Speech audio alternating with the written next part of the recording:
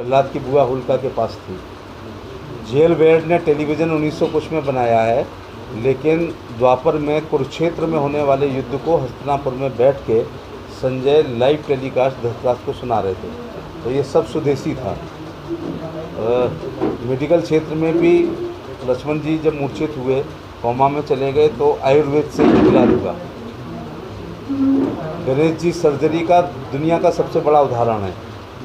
वो एग्जाम्पल ये है कि अभी गोरे किडनी और लंग्स ट्रांसप्लांट करके इतराते हैं। हमारे यहाँ इंसान के शरीर पर हेड ट्रांसप्लांट हुआ है। कपड़े की दुकान से कपड़ा खरीदा जाता है, साइकिल की दुकान से साइकिल खरीदी जाती है, सोना चांदी दिया जाता है, लड़की की शादी भी उसी साल की जाती है और भट्टे से ईंट भी उसी साल दी जाती है। इसलिए और जिस साल फसल चौपट हो जाती है और भाव ख़राब होता है, तो कपड़ों के थानों पर मक्खियाँ बैठी रहती हैं। परचेज पावर किसान की नहीं होगी तो देश की नहीं होगी। प्रधानमंत्री का धन्यवाद कि उन्होंने गांव देहात किसान के बारे में भी सोचा है। मेड इन इंडिया मैं हमेशा इसके पक्ष में रहता हूँ, और इसलिए पक्ष में रहता हूँ, वर्षों से आप देख लीजिएगा कि हमारा पेस्ट लोगों ने इस्तेमाल नहीं किया। हिंदुस्तान लीवर और दूसरी कंपनियां, बाहर की कंपनियां, बहुत सी साबुन हम विदेशी लगाते रहे, हम पेस्ट विदेशी करते रहे, और विदेश के लोगों ने, चाइना ने क्या R&D उनका था कि हमें मुझसे पूछा जाए एज MP तो मैं चाइना के एक भी त्यौहार को नहीं बता सकता, लेकिन उनको हमारी दीपावली पता है, दीपावली के गणेश जी और लक्ष्मी जी पता है, और दीपक पता है, बत्ती पता है, मोमबत्ती पता है, उन्होंने भेज दी। उनको हमारी होली पता, होली के रंग, होली की पिचकारी और होली की तमाम सामान केमिकल्स उन्होंने बेच दिए। तो मैं एक नए भारत का होगा, और ये हमारी पुरानी परंपरा है। हम अपने पुराने गौरवशाली इतिहास को ही पकड़ लें तो हम विकसित राष्ट्र हो जाएंगे। पैकेज है और टोटल GDP का 10%।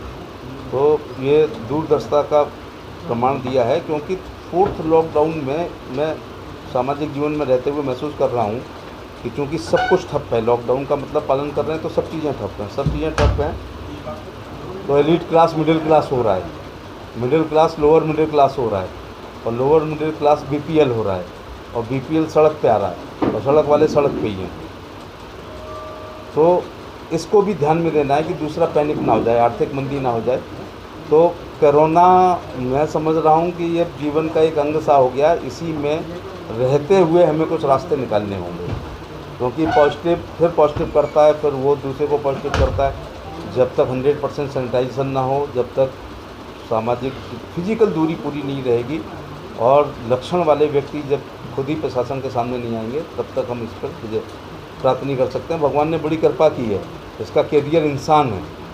इंसान से दूर रहे तो कोरोना कुछ कर ही नहीं सकता। अगर ये हवा में होता तो ये एक पूरी दुनिया प्रलय हो चुकी होती।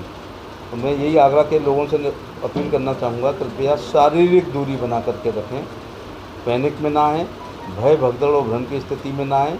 भूख से कोई नहीं मरेगा, मैं गारंटी ले रहा हूँ, चार साहब गारंटी ले रहे हैं, क्योंकि इस देश में 133 करोड़ में 80 करोड़ लोग कार्ड धारक हैं, जिनको 3 रुपये किलो चीनी और 2 रुपये किलो गेहूँ मिल रहा है। और जिनके राशन कार्ड नहीं है, मुख्यमंत्री जी ने सांसदों के वीडियो कॉन्फ्रेंस में कहा था कि उनके राशन कार्ड बनाएं। आप मौके पे जाके फ़ोटो खींचते हैं, रिपोर्टिंग करते हैं। क्वारंटाइन में अव्यवस्था क्या है, ये भी आप मौके पे जाते हैं। अच्छा है तो भी मौके पे जाते हैं। मक्खी भिनभिना रही है तो आपको बहुत नज़दीक जाना पड़ता है। चूहे ने पैर काट लिया है तो आपको वहाँ जाना पड़ता है।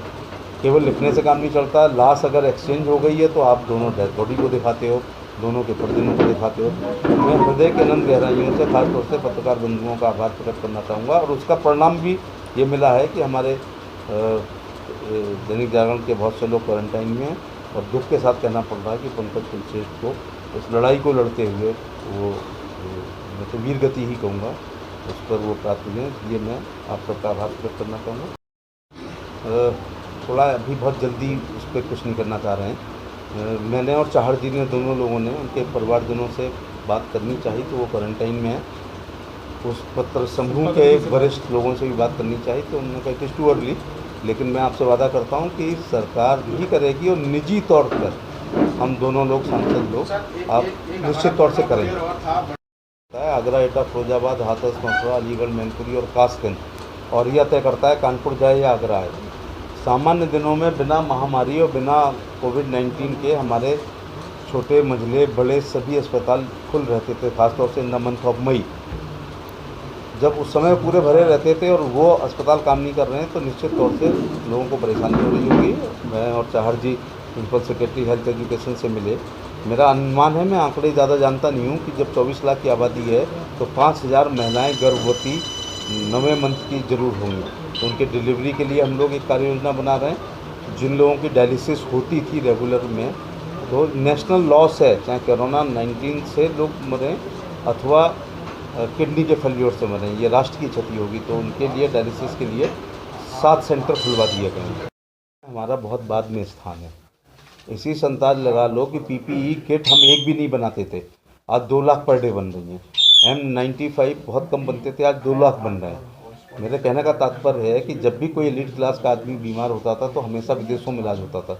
उनके पास डिजास्टर मैनेजमेंट बहुत पहले से है, तो उनकी रिपोर्ट पहले आ सकती है। अभी हम पार्लियामेंट के MP हैं, हमारे यहाँ पैथोलॉजी है, लेकिन थायराइड का वहाँ नहीं होता है। कुछ चीज़ें हमें लाल के लिए रेफ़र किया जाता है, तो जो सबसे बड़ा सेंटर है। तो ये हमारा हेल्थ केयर में बहुत हम पीछे हैं। अगर विकसित उसके बारे में बघेल साहब ने विस्तृत से आपको बताया है। इस वैश्विक महामारी कोरोना से निपटने के लिए देश के प्रधानमंत्री माननीय नरेंद्र मोदी जी ने जिस प्रकार से एक बड़े योद्धा के रूप में सामने आकर पूरी दुनिया को ये दिखाया है कि भारत इस बीमारी से निपटने में सक्षम है, और एक बड़ी आर्थिक पैकेज की घोषणा की गई है, जिसमें कल फाइनेंस मिनिस्टर सीतारमण जी ने अलग अलग सेक्टरों को कैसे कैसे दिया गया है ये विस्तृत रूप से बताया गया है, जिसमें MSME से लेकर उद्योगों से लेकर और आपके जो अलग अलग सेक्टर्स हैं, कंस्ट्रक्शन एरिया हो चाहे आपके बिजली से संबंधित जो भी मामले हैं, उनको अलग अलग एक बड़ा पैकेज दिया गया है। और उसमें जो इनकम टैक्स का जो डेट्स थी वो भी बढ़ाई गई है। कंस्ट्रक्शन के लिए 6 महीने की अवधि को और भी बढ़ाया गया है। तो मुझे लगता है कि भारत के आत्मनिर्भर बनने के लिए लोकल और वोकल एक बहुत बड़ा नारा देश के प्रधानमंत्री जी ने दिया है। लोकल जो प्रोडक्ट हैं वो ग्लोबल रूप में सामने दुनिया में नज़र आए, इसके लिए एक आत्मनिर्भरता के साथ भारत खड़ा होगा। आगरा की जनपद की स्थिति अब धीरे धीरे निरंतर सुधार में है। आमूल चूल परिवर्तन, जो शिकायतें थीं जिन लोगों के साथ, वो आप देख रहे हैं कि ये चाहे वो SN के प्रिंसिपल हों, चाहे CMO हो, चाहे SN के CMS हो, उनको अगर कहीं छोटी मोटी लापरवाही जहाँ भी नज़र आई तो माननीय मुख्यमंत्री जी ने उसे गंभीरता से लिया। वरिष्ठ अधिकारी लखनऊ से भेजे, उन्होंने यहाँ बैठकर जो आकलन किया उसी का परिणाम है कि ऐसे लोगों को हटाया भी गया है। तो प्रदेश की सरकार और केंद्र की सरकार इस कोरोना महामारी रूपी लड़ाई को मजबूती से लड़कर जीतने के लिए कटिबद्ध है। ये मुख्यमंत्री ने देखा था या आप लोगों ने उनको फीडबैक दिया था? मुख्यमंत्री जी निरंतर सुबह और शाम आगरा की चिंता कर रहे हैं। हम लोगों से जो फीडबैक मांगा गया था हमने वो दिया, जनता से फीडबैक मांगा वो जनता ने भी दिया है। आप लोगों से जो फीडबैक लिया गया, देखिए कार्रवाई शासन अपने स्तर से अपनी जानकारियों के आधार पर करता है। चारों तरफ से जब जानकारियां जो गई थी उसके अनुसार निर्णय लिया गया। आप मानते हैं जितनी कार्रवाई हुई सफिशिएंट है?